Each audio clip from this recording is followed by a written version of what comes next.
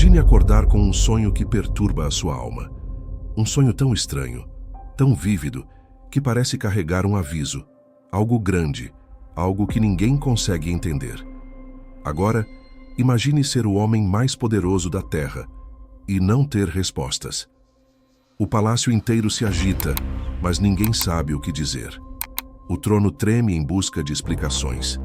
Agora imagine acordar em uma cela, como em todos os outros dias. Nenhuma voz do céu, nenhum sinal. Apenas mais um dia comum. Mas de repente tudo muda.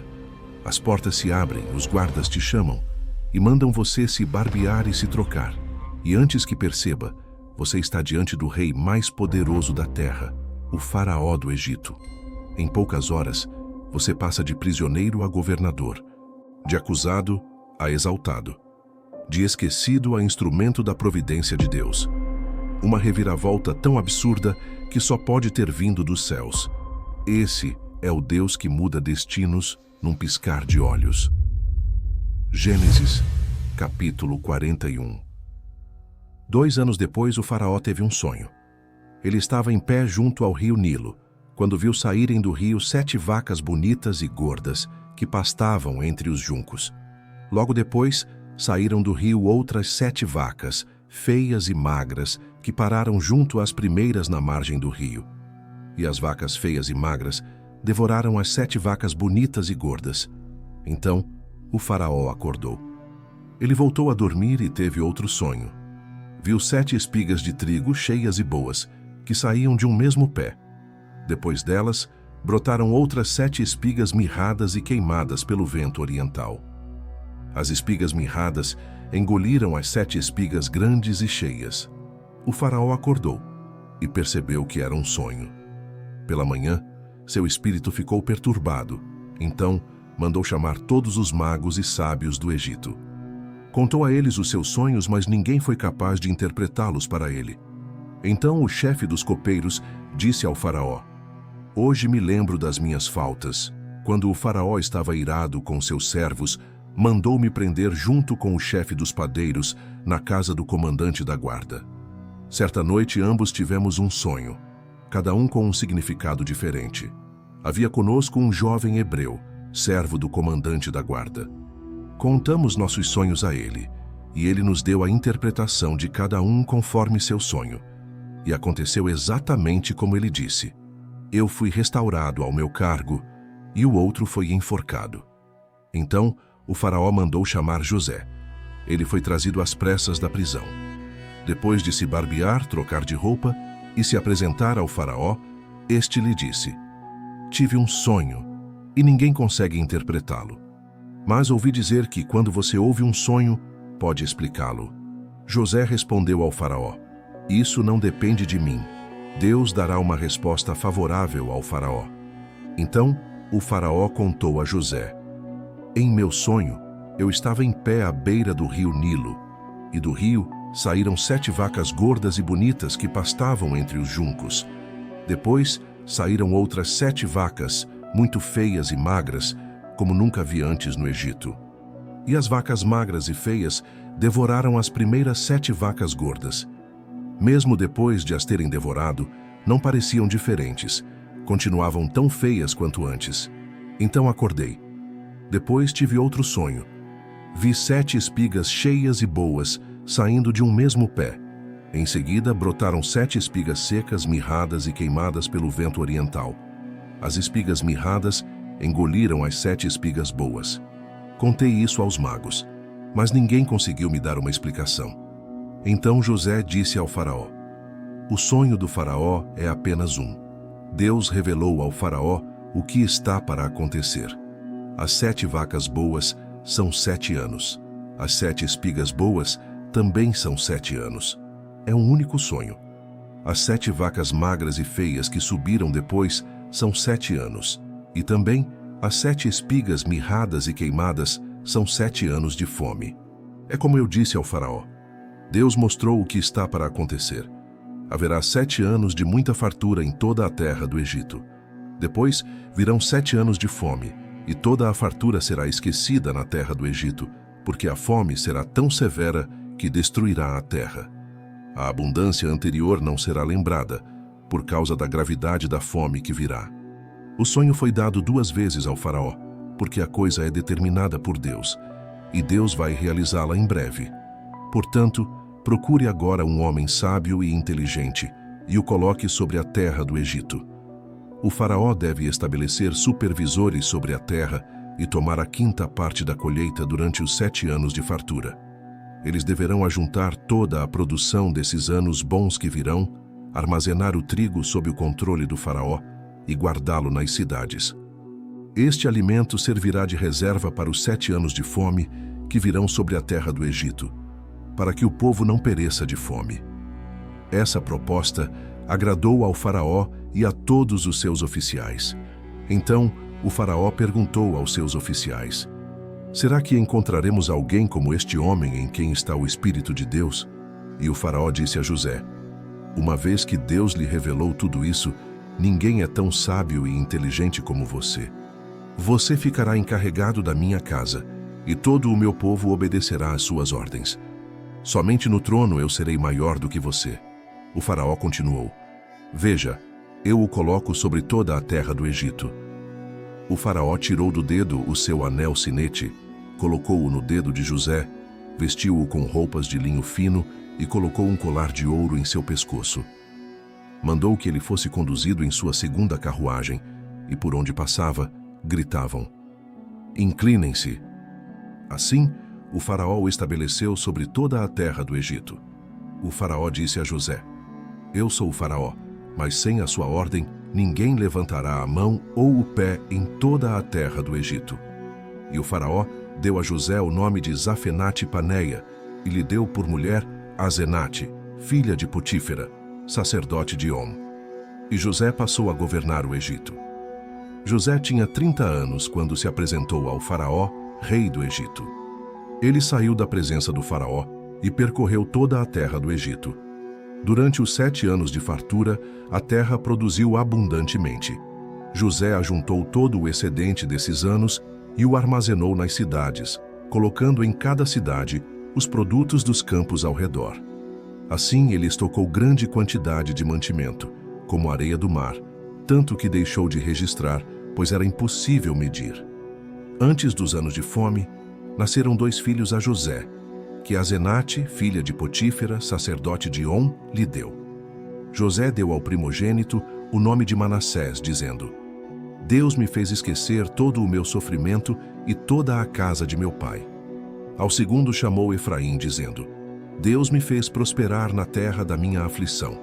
Terminaram-se os 7 anos de fartura na terra do Egito, e começaram os 7 anos de fome, como José havia predito. A fome atingiu todas as terras, mas em todo o Egito havia mantimento.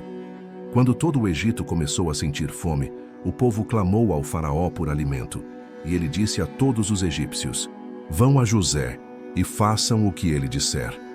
Quando a fome se espalhou por toda a terra, José abriu os armazéns e vendeu trigo aos egípcios, porque a fome se agravou em todo o Egito.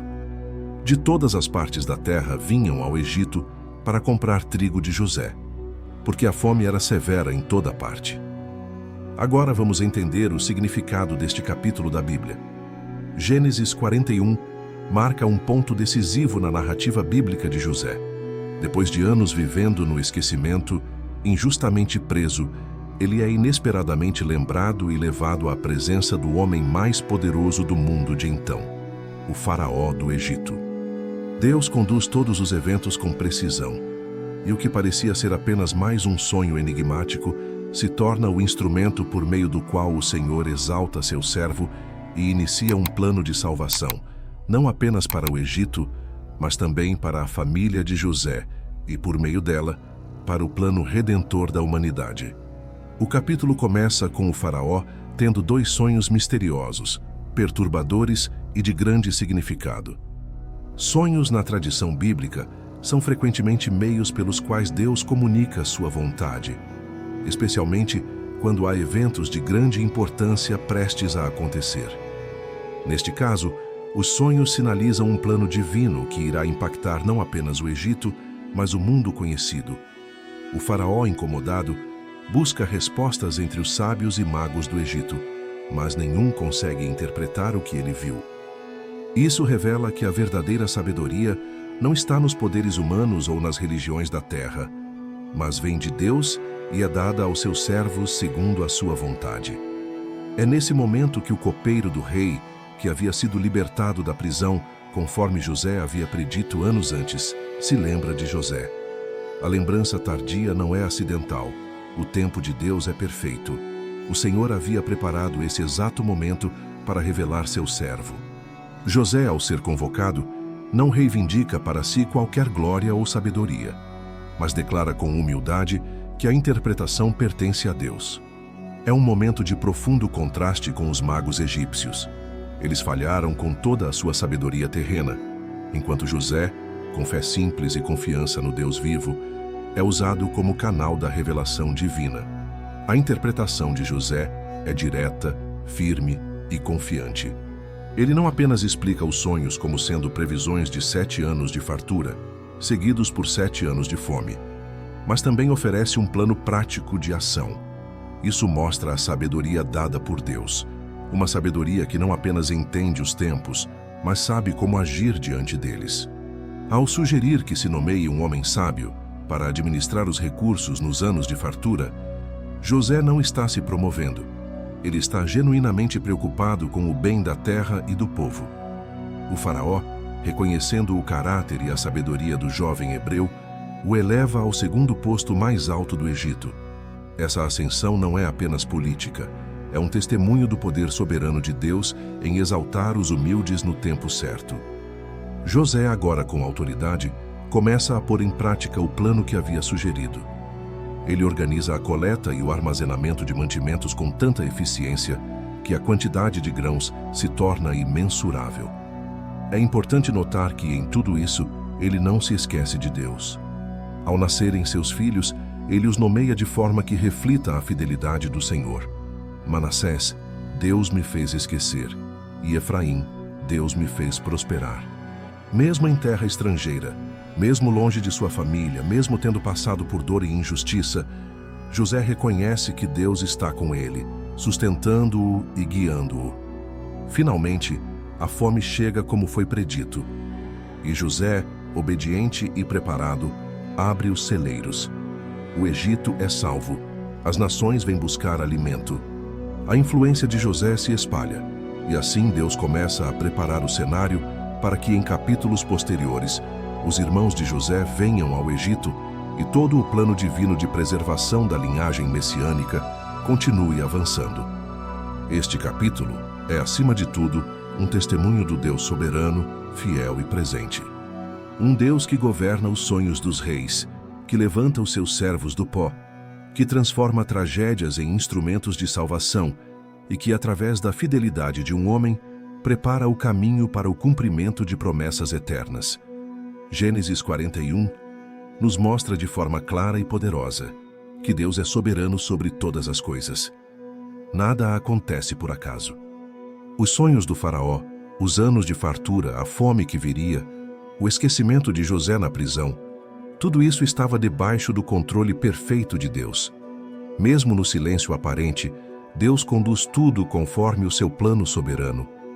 Ele não reage aos acontecimentos, ele os governa. José é um exemplo de como Deus prepara seus servos no sofrimento para cumprir seus planos eternos. Ele foi traído, vendido, injustamente preso e esquecido. Mesmo assim, permaneceu firme. Quando teve a oportunidade de falar com o faraó, não se engrandeceu nem mostrou mágoa. Em vez disso, apontou diretamente para Deus. Isso não depende de mim. Deus dará uma resposta favorável ao faraó. Essa atitude mostra uma fé viva, madura, moldada pela disciplina do Senhor. José não se desviou nem em tempos difíceis, nem quando recebeu honra. Ele sabia que tudo o que era e tinha vinha de Deus.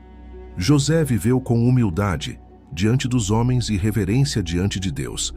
A sabedoria que recebeu não o afastou da realidade, mas o capacitou a servir com fidelidade e responsabilidade.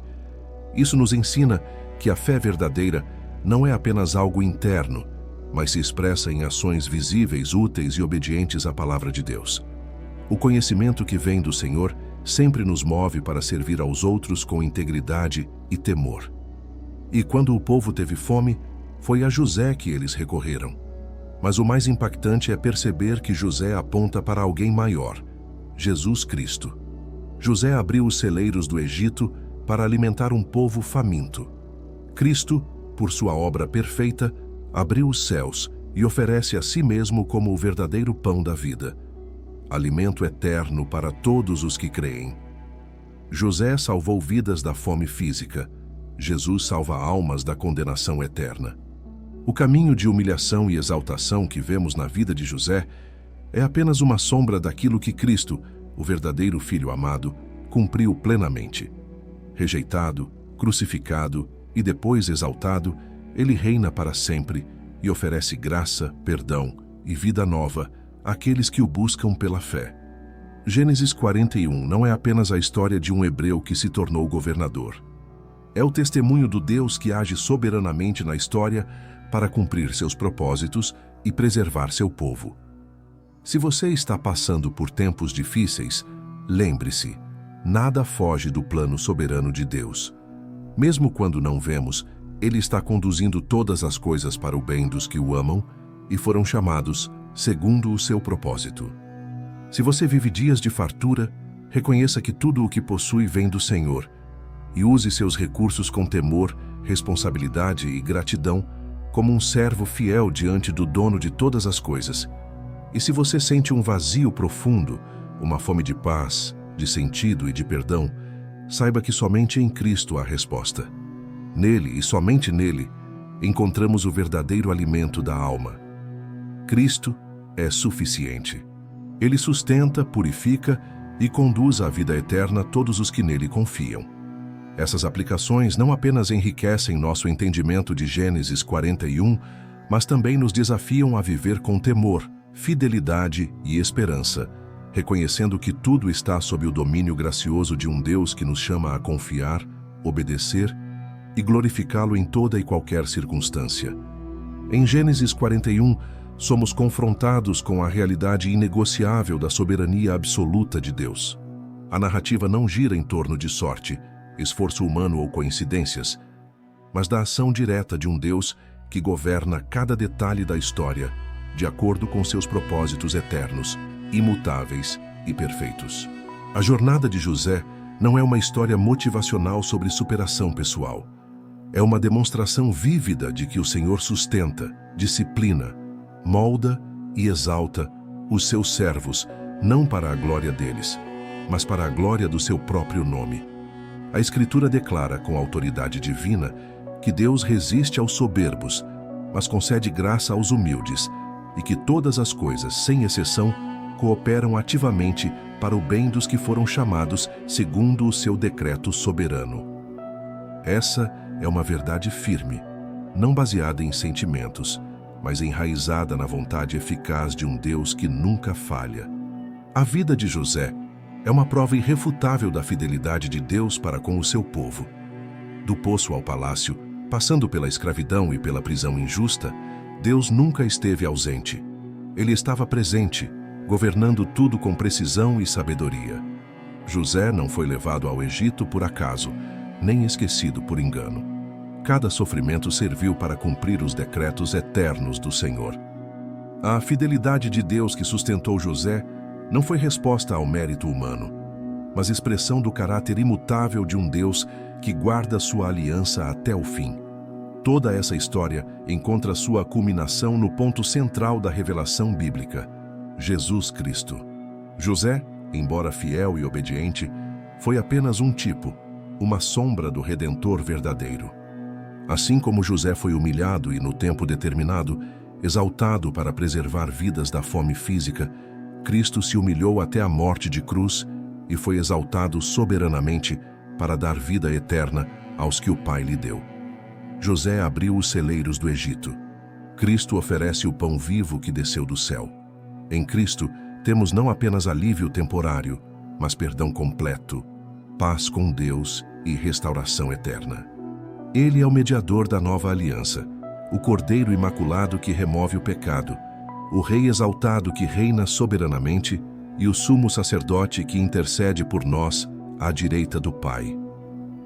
Gênesis 41 nos ensina que a história do mundo e a nossa história pessoal não está nas mãos do acaso nem de vontades humanas, mas nas mãos do Deus soberano, sábio e bom. Que o testemunho de José desperte em você uma fé perseverante, uma esperança sólida e um desejo sincero de viver para a glória de Deus. O caminho pode ser escuro, mas Cristo reina. Nele temos tudo: justificação, adoção, santificação e a certeza de glorificação futura. Lembre-se, nenhuma aflição é desperdiçada nas mãos de um Deus soberano. Cada lágrima, cada provação, cada silêncio é usado com precisão divina para conformar você à imagem do Filho. Nada é em vão. Tudo coopera não de forma vaga, mas com propósito eterno, para a glória de Deus e o bem final dos que o amam.